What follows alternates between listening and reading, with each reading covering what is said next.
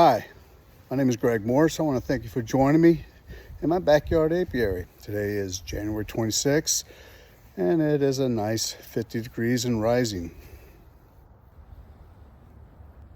And with that temperature coming up, the bees are definitely out and active. Walk up here right quick. What we have right here, this is my 1.5 pound pollen feeder I designed and make. This is an older prototype version. The new ones I'll show you a little bit later in the video what they look like and the improvements on them. But as you can see, the bees are highly active. They're really going after that pollen substitute.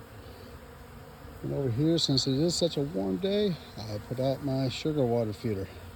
The bees are really going after that too. Normally at this time of year I don't put too much sugar water out, but since it's going to be in the high 50s today, I figure at least during the warmer part of the day I'll go ahead and put some out. And as you can see, they've already consumed probably almost a quarter to a third of that, probably more of a quarter. And over here I have another one of my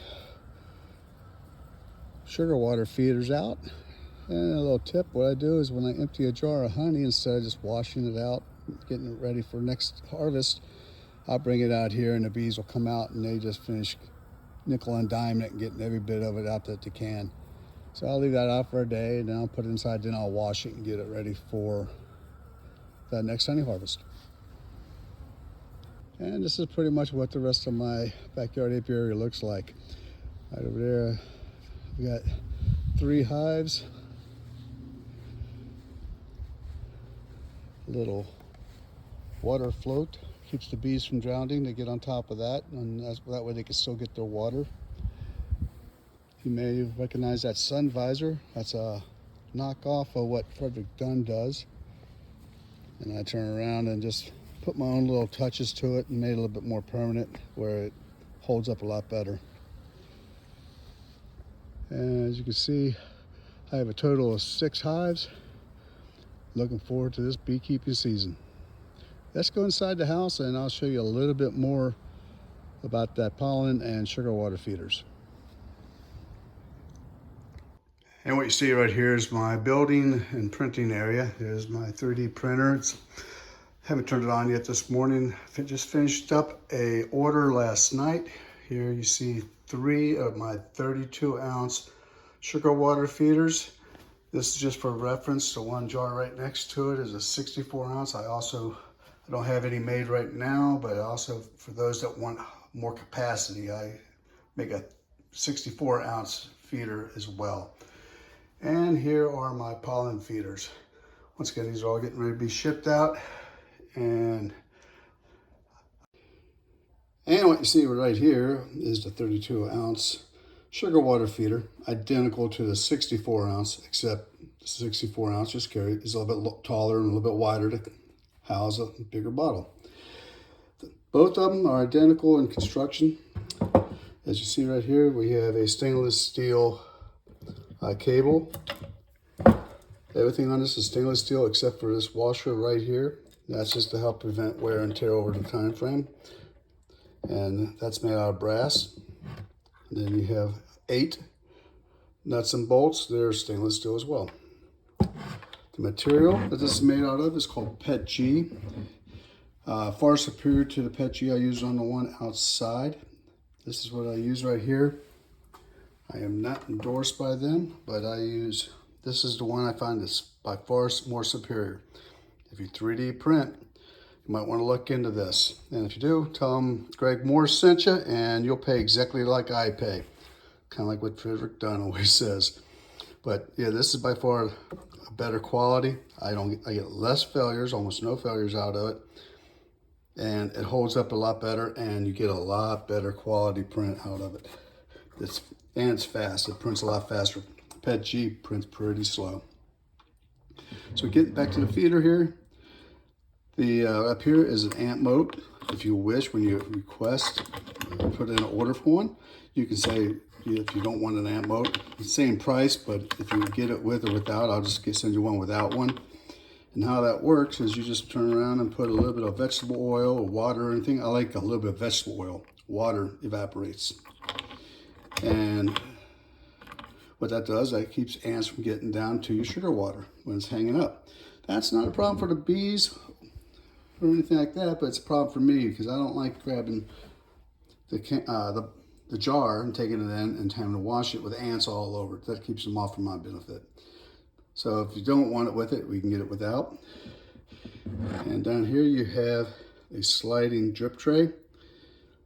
And that there you see a little bit of ridge all the way around. So when you first put the bottle in until it creates the vacuum, it will drip a little bit and it'll stay right there. That way the bees can clean it up. And if you have a jar and it's in the summertime and you leave it in overnight, and as the jar cools, it condenses, and as it heats up in the morning, it's going to expand the air inside and it will drip some more. So this will keep it pedal right there so you're not wasting it, and the bees, not the ants, will get to it. This is food grade, and along with being food grade, it is UV stabilized and it's high heat tolerant. I have mine out all year round, cold, hot, it doesn't matter. They hold up, and the other ones I have outside are not even of this quality, and they still hold up no problem. Everything I make, all the feeders that you see are all made out of the same material. And next, in my own design, this is my pollen feeder. This is the latest version. You'll notice it looks a little bit different than the one outside. You see how the entrances are cleaner, sharper, and resemble honeycomb a little bit. So, got a little indication right up in here that shows you the front and the back. So you always want to put those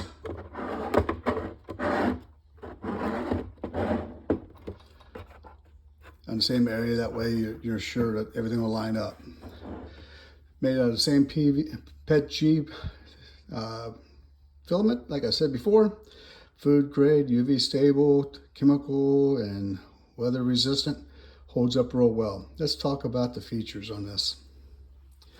Okay, over here, there's some components. I'll show you what they're all like. First off, this will hold up to 1.5 pounds pollen substitute. Right here, I got a little jar right here. 1 pound jar, you can see right there. You put that in there, that almost, right there. This volume right here is probably about 1.25 pounds, but there's more area than that. We'll start on the inside. This is the inside. Something you might notice, you got a lot of drain holes. That way if any moisture gets in there, water, it will drain. First off in here, you've got the breezeway area, is what I call it. Any rain or anything that happens to be able to make its way in through the openings, there is an overhang. But any that was splash on the ground and come up, if you lay it on the ground, water gets in there, there's plenty of area for it to drain. So whichever way it's leaning. And on all the corners, we have on the inside for the pollen trough area as well. 4 stainless steel nuts and bolts. You have a cone right here, so as you put the pollen in here, it helps to disperse it and go out this way. This is a totally toolless assembly and disassembly. It comes with 4 stainless steel nuts, thumb screws. They just go right on like that, and that's what holds it on. Now when you put it together, you do not want to put these too tight and take a chance of, once again, you got metal and plastic, so you don't want to turn around and try to over torque it. You don't need torque. All the weight is hanging on right here, and this is the bottom. It's well supported. It'll handle the weight, no problem. So actually overkill. So the only purpose for these are to keep this lid when it's windy or anything happens to it from it getting popped off and sitting catty-corner and exposing the pollen to the weather. So all you do is just have these, just take it down to where it bottoms out, maybe get an eighth of a quarter turn, and that's all it needs. Now for something else I designed, trying to keep it toolless, little connector right here. So the lid has a little, this cable comes through it. It's going to be hard for me to do it holding the camera. I'll try it. But all you do is you push this inside here and pull up, and then that's what holds it. And that will support the weight inside. So when it comes time for cleaning, you want to disassemble this. It's very simple. A little bit of coordination with the lid, pull this off, get into it.